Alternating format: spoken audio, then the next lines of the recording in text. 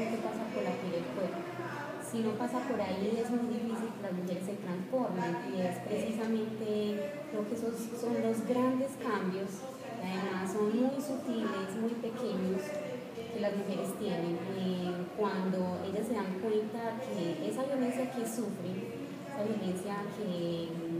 les imprime la sociedad, el marido, los hijos, el sistema, cuando no pueden salir a trabajar, cuando no encuentran esas oportunidades, no es de ellas individualmente, sino que es de otras, y que ellas mismas lo viven y lo sienten, creo que empiezan a haber grandes transformaciones en ellas. Te cuento que en los procesos muchas, y yo creo que la gran mayoría de las mujeres llegan sin ser capaz de hablar, sin ser capaz de mirar a la otra, con su cuerpo agachado, inseguras.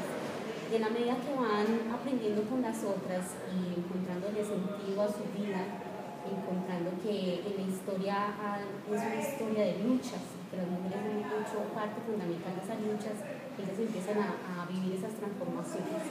como comenzar a poner su palabra,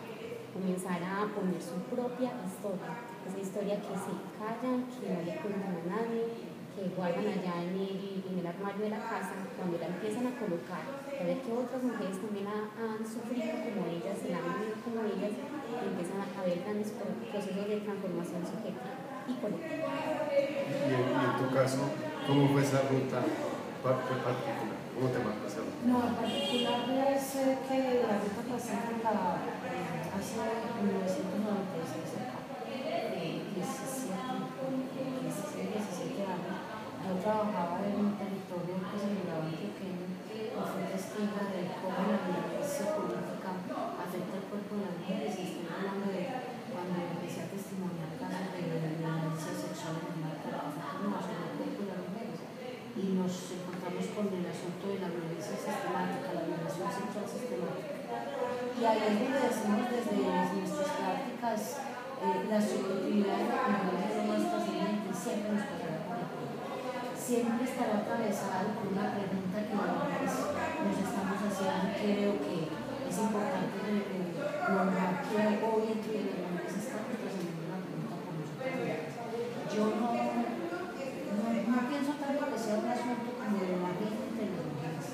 como lo he dicho, patriarcado, está impregnado de buscar mecanismos incluso de desencuentro entre las mujeres. Y lo que nosotros pretendemos para la humanidad es eso, que nos encontremos, incluso en medio del dolor, como lo hacemos en la ruta pacífica, pero lo hacemos hacia el cambio, hacia la resistencia de las mujeres, y cuando nos pasa por la piel, nos transformamos como mujeres, se transforma, se mueve nuestro lugar de vida. Vecindades diversas conversan en la esquina, entonces recuerde, no se quede con esto. Si usted la ha puesto a pensar o lo ha puesto a pensar en la conversación con mis dos invitadas, con nuestras dos invitadas hoy en la esquina radio, lo